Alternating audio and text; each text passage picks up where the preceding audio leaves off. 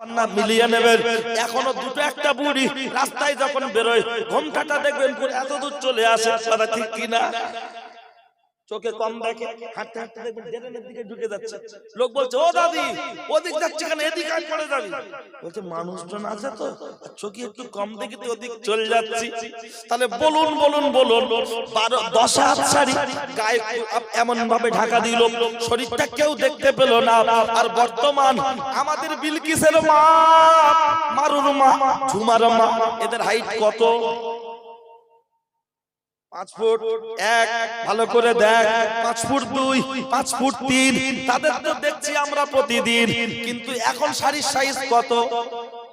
12 হাত শাড়ি, কিছু কিছুতে ব্লাউজের পিস ফ্রি আছে না নাই? 12 হাত শাড়ি, কিছু কিছুতে ব্লাউজের পিস ফ্রি, এমন করে পড়ছে তাড়াতাড়ি। আপনার দেখবেন 12 হাত শাড়িটা এমন করে জড়াচ্ছে, আলিফ খালি বান নিচে 1 নোক্তা, লাম খালি মিম খালি নুনের মাথায় 1 নোক্তা, ওর পেট ফাঁকা, পিঠ ফাঁকা, কপালেতে 1 নোক্তা। বলুন বলুন বলুন, তখন 10 হাতের শাড়ি 6 ফুট হাই, শরীর কেউ দেখতে পেল না। আর এখন ঝুমার মার হাইট 5 ফুট, বগলের তলা থেকে গলে যাচ্ছে নাটা। 12 হাত শাড়ি, ব্লাউজের পিস ফ্রি, তারপরেও যখন শরীরটা পাবলিক দেখতে পাচ্ছে, আপনি বলুন যুগ খারাপ না মানুষ খারাপ? পিঠ দেখলে মনে হবে যেমন 7 সাইড ফুটবল খেলার মাঠ। পাড়া ছেলেরা দেখে বলছে আহা আকাশের চাঁদ নেমেছে। ও বেহায়া আবার ঘুরে ঘুরে দেখছে কে বলেছে, কে বলেছে। যদি ছেলেটা দেবের ফিগারটা দেবের মতো হয়, ঘন ঘন তাকায়, ঘন ঘন তাকায়, চোখে চোখে শুভ দৃষ্টি, ফোন নাম্বার দিচ্ছে, ফোন নাম্বার নিচ্ছে, আর ওতেই চালু শুরু আর আরম্ভ দিচ্ছি। আজকে ইচ্ছা আছে একটু হাই টেম্পার দেওয়ার, তার কারণটা হলো বলে আপনার শ্যামনগরের আশেপাশে আগে খুব এসেছি, এই বছর 2 একটু আশা কমে গিয়েছে। আজকে যখন এসেছি জমিতে মাঝে মাঝে 2 চাষ দেওয়ার দরকার হয় না, তা আজকের একবার নেমে 2 চাষ দিয়ে উঠবো, তাতে যেন আর নামতে না হয়। লক্ষ্য করলে দেখতে পাওয়া যায় ও ছেলেরা, ও নওজোয়ান যুবকেরা, এখন বলুন বলুন বলুন, আপনার কাছে আমার জিজ্ঞাসা, যে মেয়েটা জ্যান্ত অবস্থায় 12 হাত শাড়ি গায়ে কুলালো না, পুরো অর্ধনগ্ন হয়ে চই চই চই চই চই চই করে বাজারে ঘুরছে, আর ও যদি রাতের বেলা মারা যায়, কালকে সকালবেলা গোসল দেয়া হবে, কাপড়ের কাপড় পরানো হবে কটা? 5টা।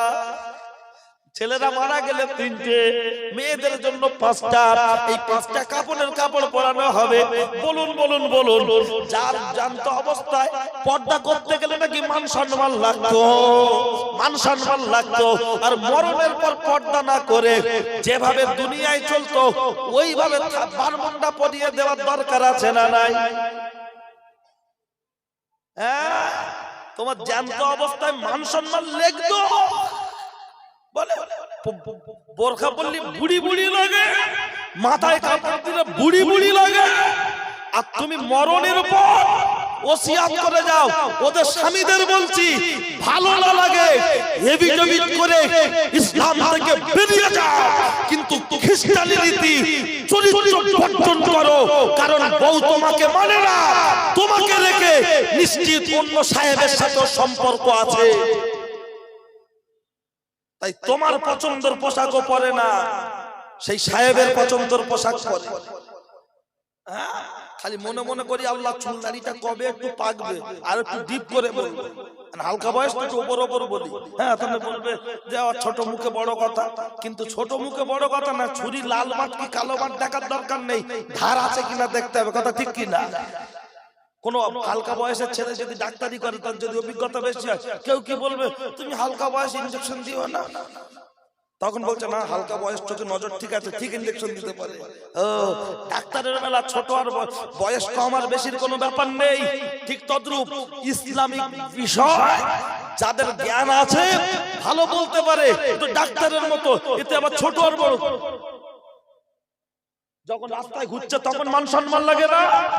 আমি তো এসেছি 7:39 ঢুকেছি, 7:39 থেকে যা যতটুকু সিস্টেম দেখেছি, এমন এমন মহিলা ঘুরছে দেখলে মনে হবে যেন কাউরা বাগদি খ্রিস্টান, মনে হয় না মুসলমান বাড়ির মেয়ে, মনে হয় না মুসলমান বাড়ির বউ, মনে হয় যেন ইসরায়েল থেকে এসেছে।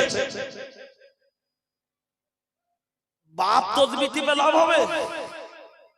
ভাই তসবিহ টিপে লাভ হবে? হ্যাঁ? আরে বাবা বললি আর কি হবে, খুব বেশি বেশি আর দাওয়াত করবে না। পাড়ার লোক বলবে ওমল সাহেব লিও না, বড্ড টেম্পার। ও চাচা, টেম্পার কেন হবে না? আগে র্যান্টাক 300 খেলে গ্যাস দূর হয়ে যেত, আর এখন প্যান্ডি খেয়েও কাজ হচ্ছে না। কথা ঠিক না? বলছে গ্যাসের টেম্পার বেড়েছে। বাড়ি বাড়ি টেবিলাইজার কেন? বলছে কারখানায় মেশিন চলে তো ভোল্টেজ ঠিক হয় না, তাই টেবিলাইজার মাত্র হচ্ছে। সব জায়গায় যদি টেম্পার বাড়ায়, আগে বাল্ব জ্বলতো এখন এলইডি, তা আমাদেরও বক্তব্য টেম্পার থাকার দরকার আছে না নাই? মসজিদের ইমাম সাহেব বলতে পারে না, বললো চাকরি 70 বটতলায় যাবে। মসজিদের ইমাম সাহেব যদি উচিত কথা অপারেশনটা ঠিকঠাক করে, ও এক সপ্তাহের মধ্যে আজকে জুম্মা পড়াবে, পরের জুম্মায় অন্য ইমাম। ইমাম সাহেব যখন বলতে পারেন না, তবে আপনাদের এখানে হয়তো বলতে পারেন কিনা আমি জানি না, সব জায়গায় যেটা দেখছি ইমাম সাহেবকে বলার সেই পাওয়ার নেই। আমরা মঞ্চের বক্তা, আমরা যদি না বলবো বলবে কে? এমপি, এমএলএ, মন্ত্রী, মিনিস্টার, মেম্বার, প্রধান কেউ বলবে না। এটা বলবে কেবলমাত্র আল উলামা ওয়ারাসাতুল আম্বিয়া, যারা নবীর ওয়ারিস তারাই বলবেন, তারাই বলবেন। হে উপস্থিত জনমণ্ডলী, মনে রাখুন কি বলছিলাম, যুগ খারাপ কি মানুষ খারাপ বলতে গিয়ে প্রসঙ্গ টেনেছি আপনার লাশ, যেটা সে কথাটা আমি ভুলে যাইনি, মনে আছে। এই যে পর্দা জ্যান্ত অবস্থায় যেভাবে ঘুরছে, মরণের পর শুধু 5টা কাপড়ের কাপড় দেয় না, এরকম একটা বেড কভার খাটিয়ার উপরে চাপা দেয় না বাবা? কেন? পর্দা। ঠিক বলেছে। আচ্ছা আপনাদের তো জানা কথাই বলি, সবাই জানে কথা। ফাতেমা জোহরা কি বলেছিল? দিনের বেলা দাফন করতে না রাতের বেলা? কেন বাবা? পর্দার জন্য। এই তো ফাতেমা জোহরা স্বামীকে ঠিক কি বলেছিলেন? এটাই যে স্বামী গো, আমি যখন মারা যাব হাঁকা চিল্লা করে খবর দিয়ে লোক ডাকবেন না, দাফনটা রাতের বেলা করবেন। হযরত আলী তাও জিজ্ঞাসা করছেন কেন ফাতেমা? হযরত আলী কি জানতেন না? তারপরে জিজ্ঞাসা করছেন কেন ফাতেমা? বলছে আমি যখন মারা যাব, আমার লাশটা যখন শোয়ানো থাকবে, আমি কতটা লম্বা, কতটা চওড়া, কতটা মোটা মানুষ দেখে অনুভব করতে পারবে। তাই আমার দাফনটা দিনের বেলা না করে রাতের অন্ধকারে দাফন করবেন, যাতে মানুষ আনুমানিক না ধারণা করতে পারে। একটু বলবেন সুবহানাল্লাহ। তাহলে পর্দার উপরে কতটা গুরুত্ব। আর আমাদের বাড়ির মেয়েরা দর্জিওয়ালার সামনে গিয়ে হাতে এরকম হাত ঢুকিয়ে দে, পুরুষ বেটা ছেলে বলছে দেখো, দেখছো না এই জায়গাটা ঢিলা হচ্ছে, দেখছো না? বাবুল ভাই বুঝতে পারো না, এই দেখো টাইট করে দেবে। হ্যাঁ, আর স্বামী যদি কিনে আনে মাল, কালার যদি পছন্দ না হয়, দেখে আর বলছে তোমার চোখে কি বাস পড়ে, এটা আমি গায়ে দিলে আমার বুড়ি বুড়ি লাগবে না? 90 টাকা ব্লাউজটার দাম, ও কেনে 60 টাকার মাল। স্বামী মনে ইচ্ছা হয়েছে স্ত্রীর জন্য একটা নিয়ে যাবো, কিনেছে, ও ডায়লগ দিচ্ছে তোমার চোখে বাস পড়ে, এটা গায়ে দিলে আমার বুড়ি বুড়ি লাগবে। আরে বুড়ি লাগুক বা ছুরি লাগুক, দেখবে তো তোমার স্বামী সে যখন কিনে এনেছে, এখানে তো তোমার খুশির সাথে তুমি পড়বে, তোমার স্বামী তোমার দিকে তাকিয়ে মুচকে হাসবে, তোমার আমলনামায় সওয়াব লেখা হবে। একটু বলবেন না সুবহানাল্লাহ? ও আল্লাহ, ও সেই মাল ফিরগে দে, দোকান থেকে এমন একটা মাল কিনে এনে আয়নার সামনে এরকম করে দেখছে আর শুধু দেখছে। স্বামী বলছে হ্যাঁ পাগলি তুই হাসছি কেন? বলছে তুমি আমার বলো আমি নাকি পাগলি, আর দোকানদার বলেছে আমি নাকি দেবশ্রীর মতো দেখতে। ওই যে ওর মাথার কাজ করে না, ও বলেছে নায়িকার মতো দেখতে। এতে ফুলে গিয়ে স্বামীকে তুচ্ছ তাচ্ছিল্য। মনে রাখবেন, জমিতে নোনা পানি ঢুকলে যেমন চাষের ডিস্টার্ব হয়, আর পরপুরুষের পাম দেওয়া কথা সংসারে যখন ঢোকে তখন নোনা পানির মতো অবস্থা হয়। কথা ঠিক কি না? দিচ্ছি আস্তে বলা বলতে ভাবিদের বেড়ে যাচ্ছে। আসলে নারী জাত তো বোঝে কম, বুদ্ধি কম, বকে বেশি। ঠিক না বলুন? তবে জানো মেয়েদেরকেও মারবেন না। একটা যদি কেউ মেরেছে খালি বলে মেরে দেখ, আর যত বলে মেরে দেখ, মার বেশি খায় না কম খায়? বেশি খায় না। ওরা মনে মনে করছে হুমকি দিদি ভয় করবে, কিন্তু মদ্দার লোক যখন রেগে যাবে মেয়েরে একদম সাত কাটা করে দেবে, পরে ভুল স্বীকার করে করবে, কিন্তু এমনিতে মেরে গুঁতে দেবে, খালি বলে মেরে দে মেরে দে। তো মার কি কম হয়? ঠিক আছে চলেন, কি বলছিলাম? পর্দা। কোরআনের আয়াত বলেছি, কোনো গল্প নয়, গল্প নয়। ও ছেলেরা, নওজোয়ান যুবকেরা, ও আমার মুরব্বিয়ান বাপ, অন্যায় হলে আমার করে দেবেন মাপ। আমার নাম সাদ্দাম, আমার নেই কোনো দাম, কথাগুলো হবে টাইগার বাম, শুনলে আসবে অনেক কাম, দিতে পারবো না আপনাদের সময়ের দাম। আমি যে কথা বলছিলাম শুনে রেখে দেন, জেনে রেখে দেন। এই পর্দা প্রসঙ্গে আমি আপনার মাঝে যখন কথা জেনেছি আর একটুখানি খোলাসা করে দিচ্ছি, একটু খেয়াল করে দেখো। ও ছেলেরা, ও নওজোয়ান যুবকেরা, আপনাকে আমি আর একটু খোলাসা করে দিচ্ছি। আপনার বাড়িতে এই আপনার স্ত্রী মাছ কেটেছে, মাছ আপনি কিনে নিয়ে গেছেন। আপনার স্ত্রী মাছটাকে কেটে সুন্দর করে ধুয়ে ঘষে ঘষে ঘষে মাছটাকে রান্না করে সুন্দর করে রেখেছে। আমার মা বাইরে কাজ করছে, আর হঠাৎ একটা বিদেশি মেহমান চলে আসলো, এসেই আওয়াজ দিচ্ছে ম্যাও ম্যাও ম্যাও। আপনার স্ত্রী, আমার মা, বাড়ির মহিলারা যে কাজ করুক না কেন, তার মস্তিষ্কটা রান্নাঘরের দিকে যাবে কি যাবে না? এই আব্দুল কাদের, এই সাদ্দাম, এই শহীদুল, দেখ দেখ দেখ দেখ দেখ, মাছটা বিড়াল খেয়ে ফেলবে, দেখ দেখ দেখ। তাড়াতাড়ি করে বাচ্চাকে বলবে মাছটাকে ঢাকা দে। বলবে মা ঢাকা তো দেওয়া আছে। বলছে মাছের ঢাকার উপরে ভারী কিছু একটা চাপিয়ে দে, শিলনোড়া হোক আর জগে পানি ভর্তি করে হোক, অথবা ভাতের হাঁড়িটা হোক, ওর উপরে চাপিয়ে দে। কেন? যাতে বিড়াল খেতে না পারে। শুধু তাই নয়, বড় লোক হলে বলবে মাছটা ফ্রিজে ঢোকা, মাছটা মিটকেসে ঢোকা না, সুটকেস কি বেশ বলে, ঢুকিয়ে দে। কেন? বলছে বিড়াল খেয়ে নেবে। কিন্তু যে মাছটা বিড়াল খেয়ে নেবে ভয় পাচ্ছে, মাছটার দাম কত? 150 টাকা। রুই মাছ 200 টাকা। এই 150 টাকার পোনা মাছ বিড়াল খেয়ে নেবে। তার জন্য মাছটা যদি মিটকেসে দিতে হয়, সুটকেসে দিতে হয়, মাছটা যদি ফ্রিজে ঢোকাতে হয়, মাছটার হাঁড়ির উপরে যদি ভারী কিছু একটা চাপিয়ে দিতে হয়, বলুন বলুন আপনার মেয়ে, আমার বোন, যারাই বাজারে আজকে মাছের মতো চড়ে চড়ে ঘুরছে, আর ওদের পাশেও কিছু বিড়াল এ পাড়া ও পাড়া থেকে বিড়ালের মতো ঘুরছে না, ঘোরে না, এসে বলছে ম্যাও ম্যাও। বলছে ভাবি ফোন নাম্বারটা দাও দাও। ম্যাও। মেয়ের মা বলছে যাও খাও, গল্প করে যাও, তুমি তো আমাদের বাজারের ছেলে, ভয় কাকে পাও? ম্যাও ম্যাও, আও খাও, গল্প করে যাও। বলুন বলুন বলুন, সামান্য 150 টাকার মাছ বিড়াল খেয়ে নেবে। তার জন্য যদি মাছটা ফ্রিজে ঢোকাতে হয়, 200 টাকার রুই মাছ বিড়াল খেয়ে নেবে। তার জন্য যদি মাছটা মিটকেসে ঢোকাতে হয়, 200 টাকার রুই মাছ বিড়াল খেয়ে নেবে। তার জন্য যদি হাড়ির মুখে ভারী কিছু চাপিয়ে দিতে হয়, আপনার মেয়ের যৌবন, আমার বোনের রূপ যৌবন, ও কি 150 টাকা পোনা মাছের সমান? 200 টাকার মতো না না না না না।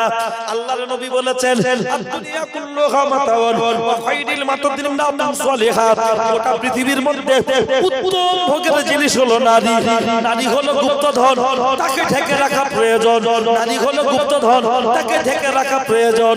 কিন্তু দুঃখের বিষয় বলতে হয়, আমাদের মোবাইলে দুই রকম কভার, একটা দেখবেন উপরে স্ক্রিন গার্ড আছে না নাই, একটা দেখবেন উপরে স্ক্রিন গার্ড এই যে লাগিয়ে দিয়েছে স্ক্রিন গার্ড, বলছে হাত ঘষলে দাগ হবে না। আর একটা দেখবেন এই পিছনে, এটা কি পিছনে লক্ষ্য করলে দেখতে পাওয়া যায়। ও ছেলেরা, ও নওজোয়ান যুবকেরা, বলছে এটা পড়লে ভাঙবে না। তাহলে বলুন বলুন বলুন, সামান্য সামান্য যদি 10,000 টাকার মোবাইল দুটো গার্ডের দরকার হয়, সামনে একটা পিছনে একটা, 50 টাকার চিনি কেজি, কৌটোর ভেতরে বড়া বড়া ঢোকাচ্ছে, আর বলছে দেখি শালা পিঁপড়ে কি করে যায়। দেখছে ডাব্বার মুখটা একটু ভাঙা ফাটা। আমার মাকে ডেকে বলছে একটা কাগজ দে, ওর মুখে দিয়ে টাইট করছে আর বলছে না কৌটো ফাটা হবে না, চেঞ্জ কর, ডালাটা চেঞ্জ করে, ঢাকনাটা চেঞ্জ করে টাইট করছে আর বলছে দেখি পিঁপড়ে কি করে যায়। বলুন বলুন, চিনির কৌটোর ভিতরে যদিও পিঁপড়ে ঢুকে যায়, সব পিঁপড়ে যদি 2 লাখ পিঁপড়ে ঢোকে সব খাবে, ডাব্বাটাকে নিয়ে পালাতে পারবে? তাহলে 50 টাকা চিনি বিড়াল খেয়ে পিঁপড়ে খেয়ে নেবে। তার জন্য যদি ঢাকনার মুখটা টাইট করে রাখতে হয়। 5 টাকার আইসক্রিম দাদু বিয়ে বাড়ি গিয়েছিল, দাদু খায়নি, হাতে করে নিয়ে এসছে, নাতি স্কুলে আছে, বাড়ি এসে খাবে। বৌমাকে বলছে ফ্রিজে ঢোকাও, ফ্রিজে ঢোকাও, ফ্রিজে ঢোকাও। কেন? বলছে আইসক্রিম গলে যাবে। বলুন বলুন বলুন, সামান্য যদি 5 টাকার আইসক্রিম ফ্রিজের বাইরে থেকে যদি গলে যায়, সামান্য 50 টাকা চিনি আর কৌটোর মুখটা যদি ফাটা থাকে, পিঁপড়ে যদি ঢুকে যায়, 150 টাকার মাছ বিড়াল যদি খেয়ে নেয়, সব জিনিসের যদি গুরুত্ব বুঝি, আপনার মেয়ে আমার বোন, আপনার স্ত্রী আমার মা, তার রূপ যৌবনের মূল্য রাসূলুল্লাহ বলেছে গোটা পৃথিবীর মধ্যে উত্তম ভোগের জিনিস নারী হলো গুপ্তধন, তাকে ঢেকে রাখা প্রয়োজন প্রয়োজন। মোবাইলে যেমন ডবল কভার, মেয়েদেরকে ওই রকম উপযুক্ত পর্দা দিয়ে ঢেকে রাখার দরকার আছে না নাই? যে কটা মেয়ে বাজারে ঘুরছে, আই বুড়ো গুলো ঘুরছে না, ওদের না একটা করে বর দরকার। বেওয়ালা ঘুরছে কিসের জন্য? কিসের জন্য? লজ্জা লাগে না? শরম হয় না? আমি তো জানি হাটে যখন গরু তোলে, শাকসারে যখন বিক্রি হয় না, চালিয়ে চালিয়ে এদিকে নিয়ে আসে, কোথায় যে হাট আছে এদিকে গরু বিক্রি হবে তাই, গরু বিক্রি হবে তাই। বলুন বলুন, শাকসার হাট থেকে গরু চালিয়ে এদিকে নিয়ে আসছে, ওই হাটে যা বিক্রি হয়েছে যা আছে ওগুলো এই হাটে এনে বিক্রি করবে। ঠিক তদ্রূপ এ বাজার ও বাজার, এ বাজার ও বাজার, ও স্বামী হাতে করে নিয়ে ঘোরাচ্ছে। লজ্জা হয় না? স্বামী কি হিজড়ে? মেডিকেলে ফেলে টেস্ট করে দেখার দরকার, দেখার দরকার কোন কারণে মুসলমান বলে দাবিদার হয়ে বাড়ির স্ত্রীটাকে অর্ধনগ্ন অবস্থায়, অর্ধনগ্ন অবস্থায় একদম ডং ডং ডং ডং করে ঘুরছে। মেয়েদের কথা বলার কারণ হলো একটা মেয়ের জন্য 4 জন পুরুষকে জাহান্নামে যেতে হবে, 4 জন পুরুষকে খোদার দরবারে কৈফিয়ত দিতে হবে। একটা হলো বড় ভাই, বাপ, বড় ভাই, স্বামী, নিজের গর্ভে ধারণ করা বাচ্চা। এই 4 জন ছাড়া একটা মেয়ে জাহান্নামে যাবে না, যাবে না।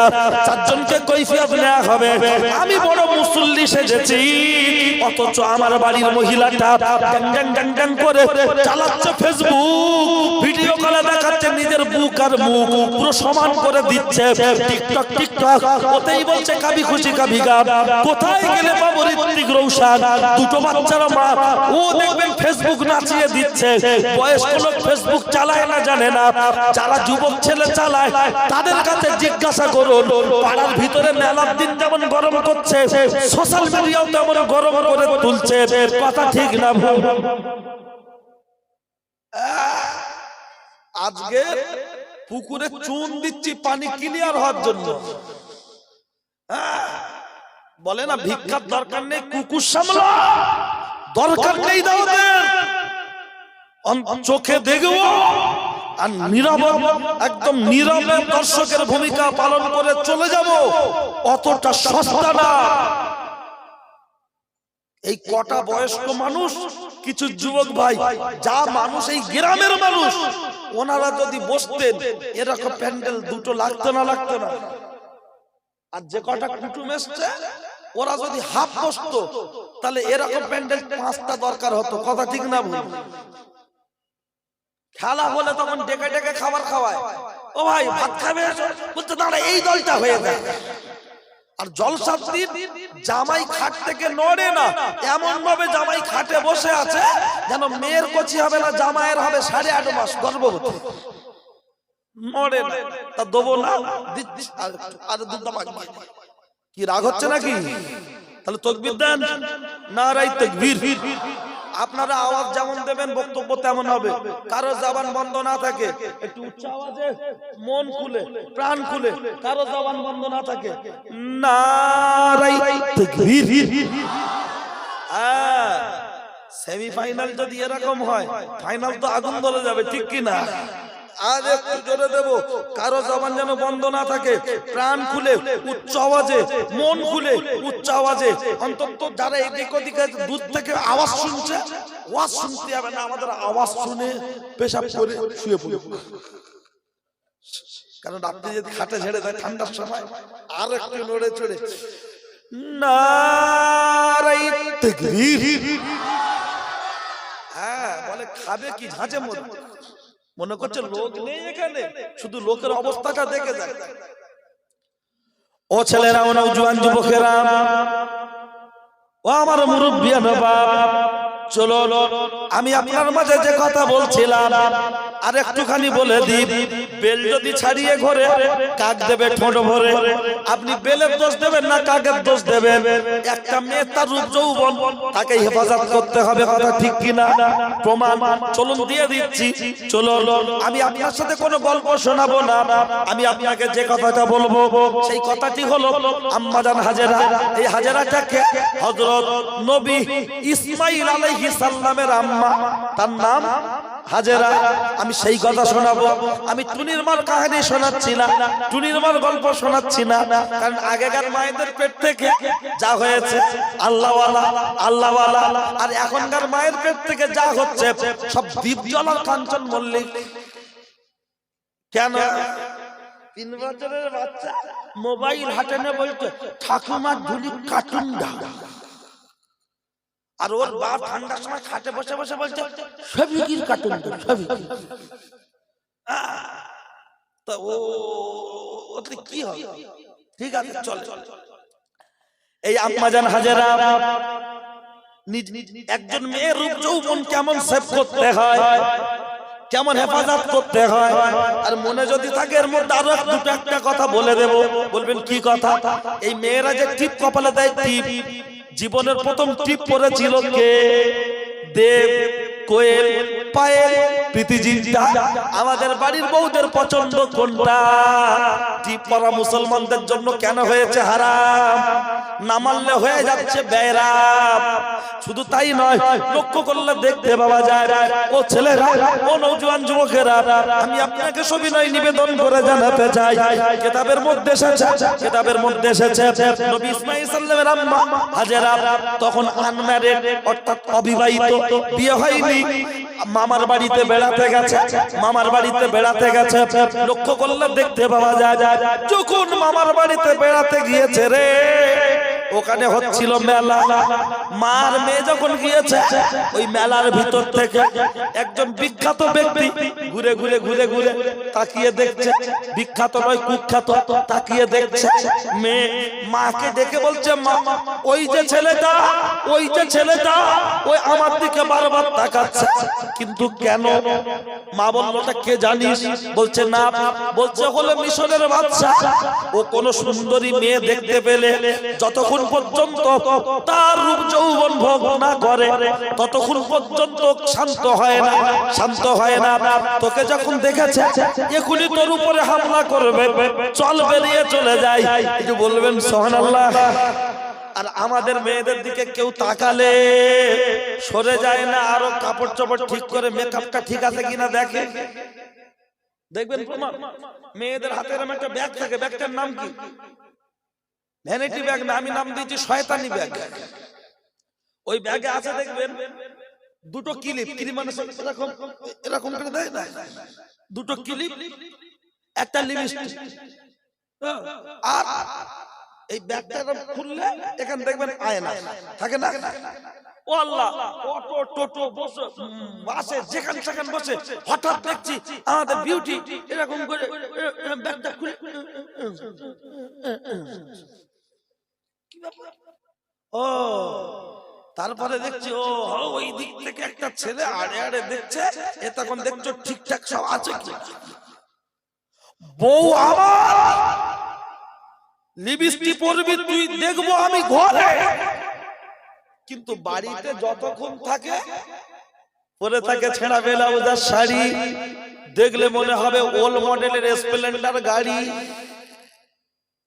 যদি বলা হয় মাথার চুলটা একটু বাঁধো, চুপ করো, বুড়ো বয়সে ঢং করছো। আর যখন রাস্তায় বেরোচ্ছে বাবা ওর যা ভাব দেখলে মনে হবে 1.5 টাকার হাত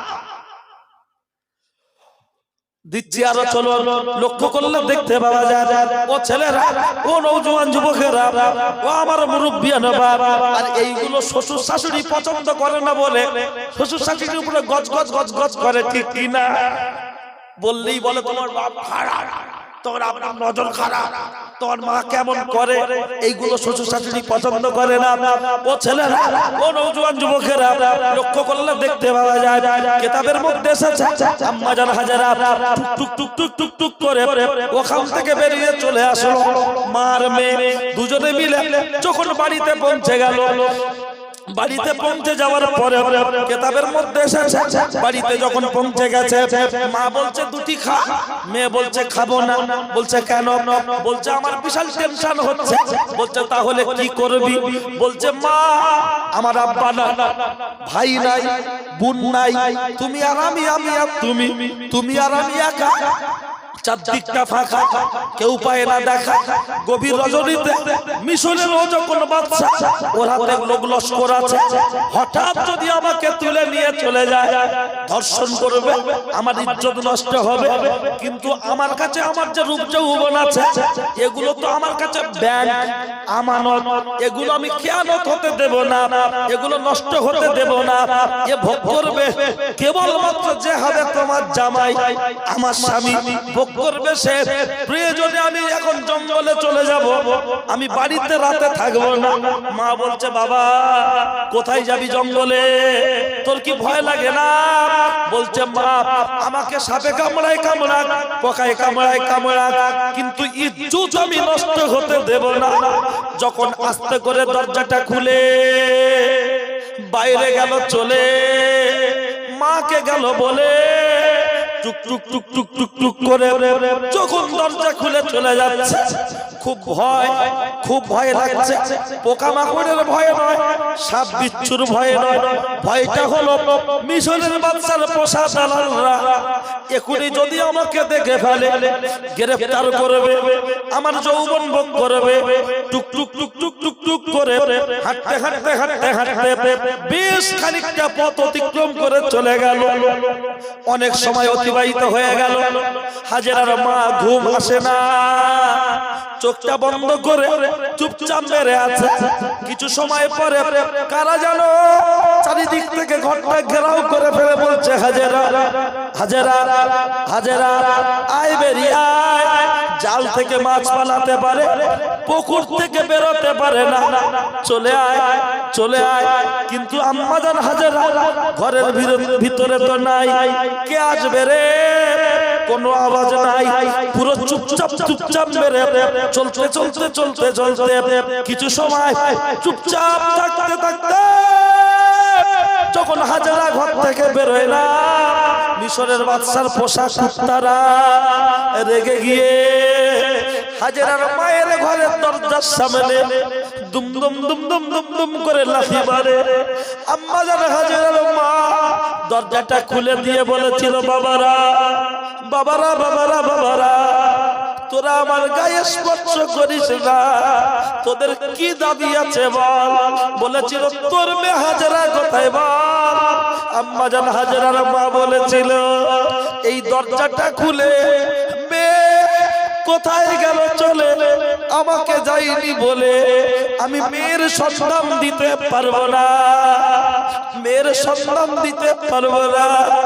হাজেরার মায়ের গোটা ঘটনা চিরুনি তল্লাশি করলো, তদন্ত করে যখন হাজেরাকে পাওয়া গেল না, হাজেরার মায়ের মাথা চুলটা ধরে এত পরিমাণ মারে গা থেকে রক্ত ঝরে।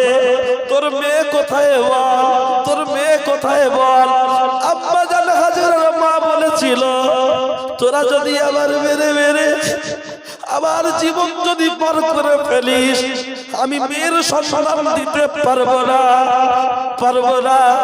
আম্মা জান হাজেরার মায়ের পায়ে দড়ি বেঁধে টানতে টানতে টানতে টানতে জেলখানায় বন্দি করে দেয়া হলো। যখন জেলখানায় টেনে টেনে নিয়ে যাচ্ছে জেলখানায় ঢুকিয়ে দেয়া হলো। রাত শেষ হয়ে গেল, রাত শেষ হয়ে গেল, আবার সারা দিন চলে গেল, রাত চলে এলো।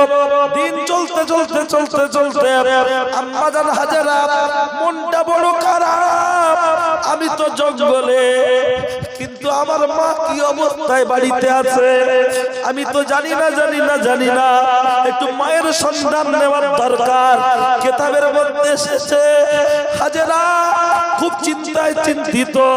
আমার আব্বা নাই, আমার ভাই নাই, আমার বোন নাই, আমি একা, আমার মা একা। কি অবস্থায় আছে? টুক টুক টুক টুক টুক টুক টুক টুক করে গভীর রজনীতে একদম চোরের মতো, আসামির মতো টুক টুক টুক টুক টুক টুক করে মায়ের ঘরের পাশে চলে আসলো। জানালার পাশে দাঁড়িয়ে বলছে মা, মা। জোরে কথা বলতে পারছে না, আওয়াজ যদি কেউ শুনে ফেলে মনে খুব ভয়। টুক টুক করে বলছে মা, খুলে দাও দরজা জানালা। আমি তো হতভাগিনী হাজেরা। কয়েকবার ডেকে যখন মায়ের কোনো সাড়া পাচ্ছেন না, হাজেরা মনে মনে করছে রাত গভীর হয়েছে, মা মনে হয় ঘুমিয়ে পড়েছে। আরে কি বেদনার কথা। টুক টুক টুক টুক টুক টুক করে দরজাটা খুলে ভিতরে গেল, চলে গিয়ে বলছো মা জননী। বিছানাটা চেক করছে, কিন্তু মা তো আর নাই, মা তো এখন জেলখানায় বন্দী। বিছানাটা যখন টুক টুক টুক টুক করে চেক করছে, মা তো বিছানায় নাই। হাজেরা গোটা ঘটনা তদন্ত করে কোথায় গেল মা? কান্নায় ভেঙে পড়েছে। কোথায় গেল আমার মা? এত পরিমাণ কাঁদছে, এত পরিমাণ কাঁদছে। হাজেরা কান্নায় ভেঙে পড়েছে, কিন্তু জোরে আওয়াজ নেই।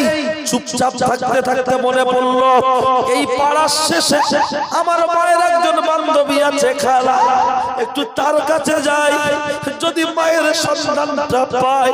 ও ছেলেরা, ও নওজোয়ান যুবকেরা এত করুণ কথা কেন বলতে বলতে চোখে পানি আসছে। আমার মায়ানমারের মুসলমানদের কথা মনে হচ্ছে। 2017 সাল, আপনাদের কি মনে আছে? 2017 সাল রোহিঙ্গা মায়ানমার মুসলমানদের উপরে জুলুম আর অত্যাচার হয়েছিল না হয়নি? মনে নাই? আমি চামড়ার চোখে ভিডিও দেখেছি, আপনারাও কম বেশি দেখেছেন। লক্ষ্য করলে দেখতে পাওয়া যায়, নিউজে খবরে পড়েছেন, নিউজে খবরে পড়েছেন। সেখানে মেয়েদের উপরে অত্যাচার হয়েছিল, জুলুম হয়েছিল, জুলুম হয়েছিল। একবার ফিলিস্তিনের দিকে তাকিয়ে দেখুন গো, দুধের বাচ্চাদের কিভাবে মারা হচ্ছে। একবার ফিলিস্তিনে মুসলমানদের দিকে তাকিয়ে দেখুন, ফিলিস্তিনের বাবুরাদের দিকে তাকিয়ে দেখুন, তাদের উপরে কেমন জুলুম চলছে রে, অত্যাচার চলছে। কিন্তু তারপরেও তারা বোরখার পোশাক পর্যন্ত ছাড়েনি। সাংবাদিক জিজ্ঞাসা করছে ফিলিস্তিনির বোন মাকে, তোমরা বোরখা পরে আছো সব সময়? বলছে হ্যাঁ। বলছে কারণ?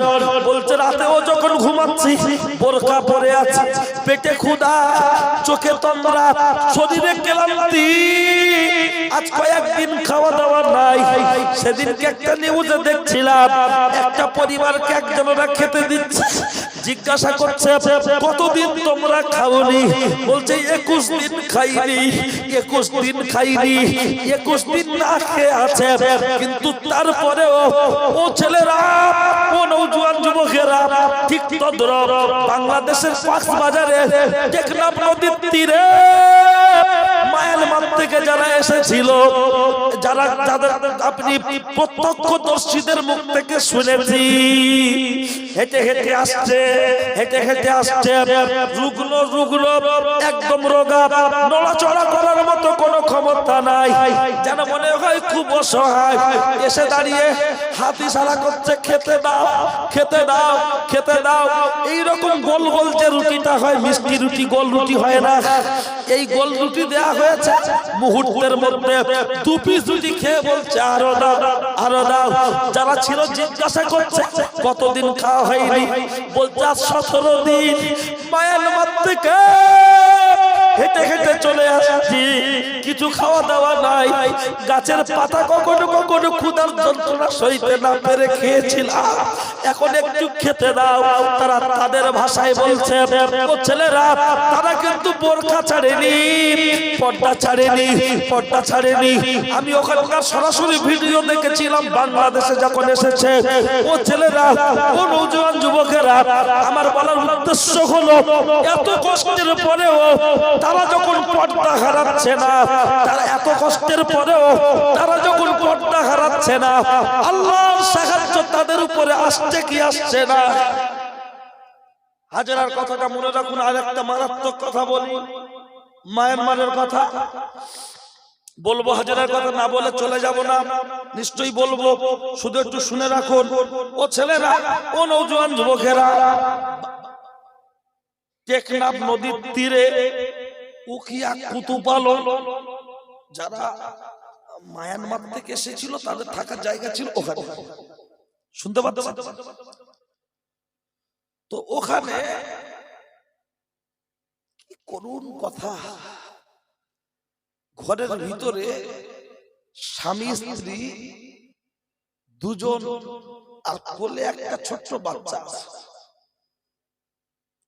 এই কোলে একটি ছোট্ট বাচ্চার স্বামী স্ত্রী ঘরের ভিতরে যখন আছে, ওরা বলছে,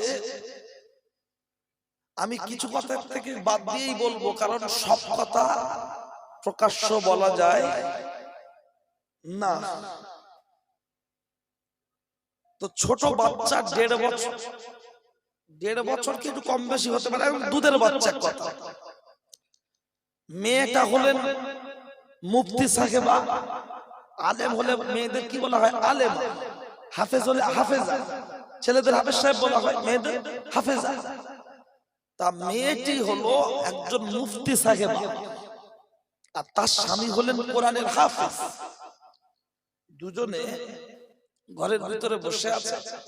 মায়ানমারের আং সান সুচি, তাই তো মনে পড়ে নামটা? আং সান সুচির পোশাক, তারা ঘরের ভিতরে 4 জন ঢুকেছে। 4 জন ঢুকেই মায়ের কোল থেকে বাচ্চাটাকে ছিনিয়ে নিয়ে বাপকে জমিনে শুইয়ে দিয়ে বুকের উপরে পা দিয়ে চেপে ধরে মেয়েটাকে শুইয়ে, মেয়েটাকে ঠেলে দিয়েছে, শুইয়ে দেয়। বাপের বুকের উপরে পা দিয়ে ওই ছোট দুধের বাচ্চার হাত, এই পাটা এরকম ধরে, যেমন মুরগি কাটার দোকানে যেমন মুরগি ছিঁড়ে না, এইরকম বলছে ছিঁড়ে 2 টুকরো করে তার রক্তটা নিয়ে আব্বার আর মায়ের মুখে মাখাচ্ছে।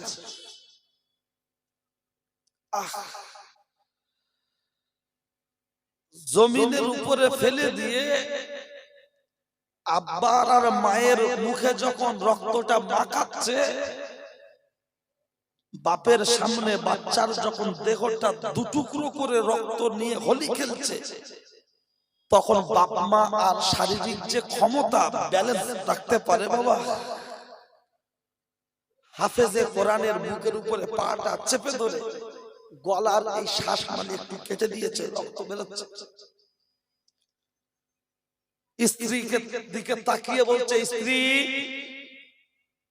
আমার নাকে খুশবু আসছে, মনে হয় আমি বাঁচবো না, আমার নাকের শাহাদাতের খুশবু চলে আসছে, আমি বাঁচবো না। তবে মনে রেখো, বাচ্চা চলে যায় যাক, প্রাণের স্বামী চলে যায় যাক, কিন্তু তুমি তোমার ইজ্জতটুকু জানো, বেঈমানদের নষ্ট হতে দিও না। এই কথাটা বলে মেয়েটার দিকে তাকিয়ে আছে, মেয়েটাকে একবার মনে করিয়ে দিচ্ছে, তোমার কি মনে নাই মাজ আর মজের কথা মনে নাই? তার মানে কোন কথা বলতে চেয়েছে? ওখানে তো বেশি কথা বলার সময় নাই।